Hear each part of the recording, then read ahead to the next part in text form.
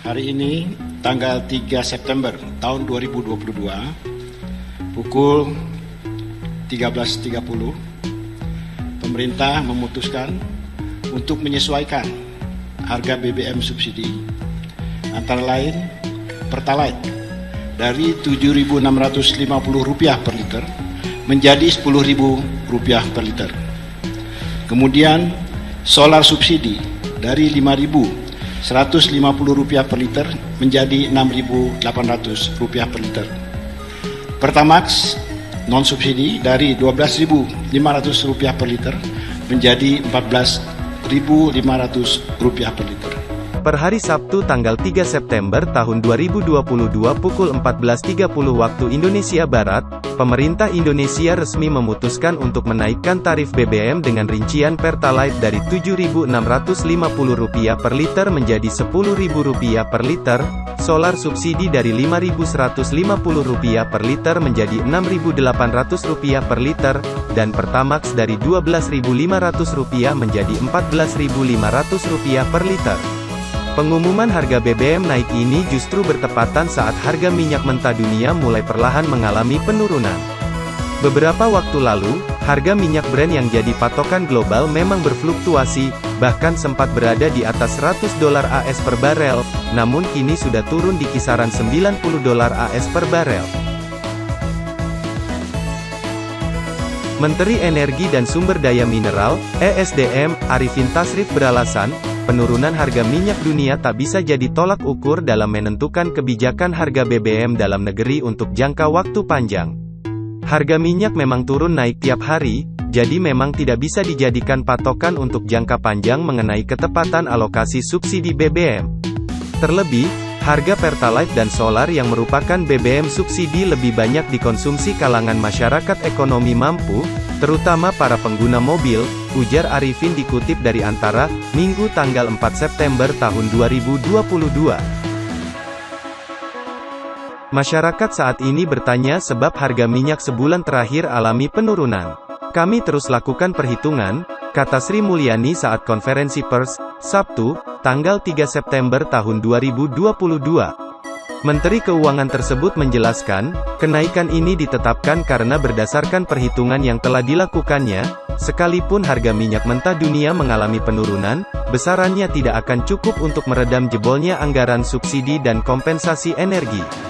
Anggaran subsidi dan kompensasi energi yang ditanggung pemerintah kini telah naik sampai Rp502,4 triliun dari awalnya Rp152,5 triliun, terdiri dari subsidi untuk BBM dan LPG dari Rp77,5 triliun menjadi Rp149,4 triliun, listrik Rp56,5 triliun ke Rp59,6 triliun, dan kompensasi BBM dari Rp18,5 triliun menjadi Rp252,5 triliun, serta kompensasi listrik naik dari Rp0 menjadi Rp41 triliun, sehingga total subsidi dan kompensasi untuk BBM, LPG dan listrik itu mencapai Rp502,4 triliun, kata Sri Mulyani.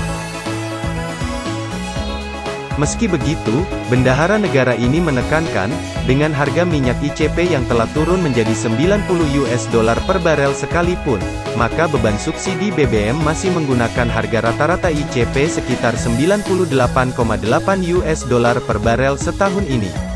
Selain itu, rata-rata ICP masih $97 per barel keseluruhan tahun jika harga minyak mentah dunia turun hingga di bawah $90 per barel.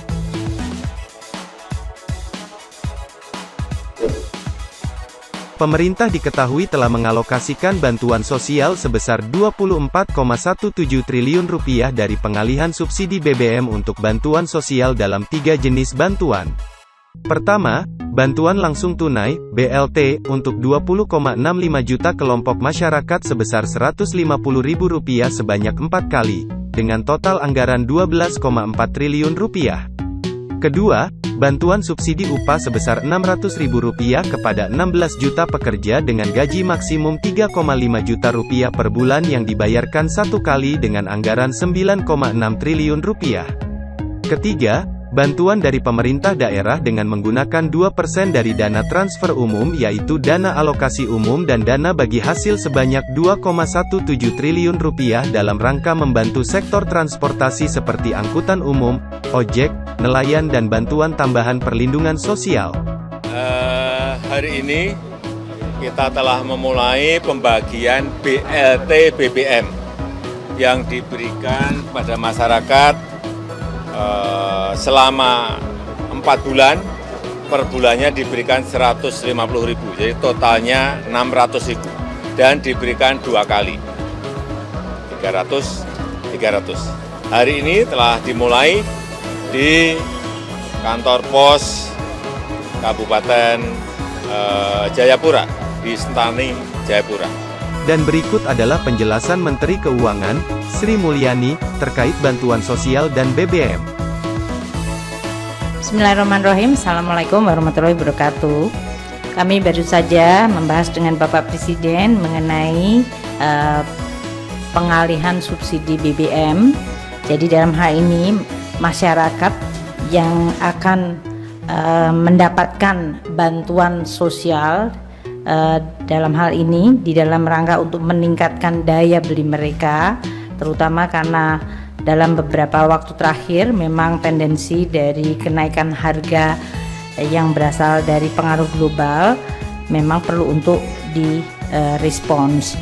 Oleh karena itu Bapak Presiden meminta supaya saya dalam hal ini bersama dengan Ibu Menteri Sosial dan Pak Gubernur BI yang juga menceritakan mengenai perkembangan dari inflasi global, diminta untuk menyampaikan kepada masyarakat bahwa pemerintah akan mulai memberikan bantalan sosial tambahan sebagai bentuk pengalihan subsidi BBM sebesar 24,17 triliun rupiah.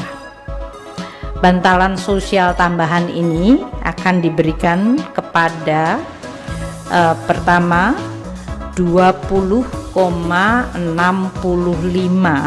juta kelompok atau keluarga penerima manfaat dalam bentuk bantuan langsung tunai pengalihan subsidi BBM sebesar 12,4 triliun rupiah. Jadi 20,65 juta kelompok atau keluarga penerima manfaat yang akan mendapatkan anggaran sebesar 12,4 triliun rupiah yang akan mulai dibayarkan oleh Ibu Mensos 150.000 selama 4 kali. Jadi dalam hal ini Ibu Mensos akan membayarkannya 2 kali, yaitu 300.000 pertama dan 300.000 kedua. Nanti Ibu Mensos akan bisa menjelaskan secara lebih detail. Itu akan dibayarkan melalui berbagai saluran kantor pos di seluruh Indonesia untuk 20,65 juta keluarga penerima dengan anggaran 12,4 triliun.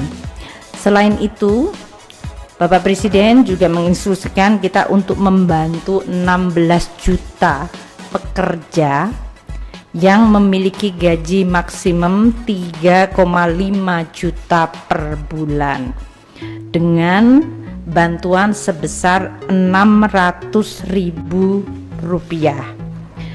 Ini akan diberikan kepada 16 juta pekerja yang memiliki gaji maksimum 3,5 juta per bulan dengan total anggaran sebesar 9,6 triliun rupiah.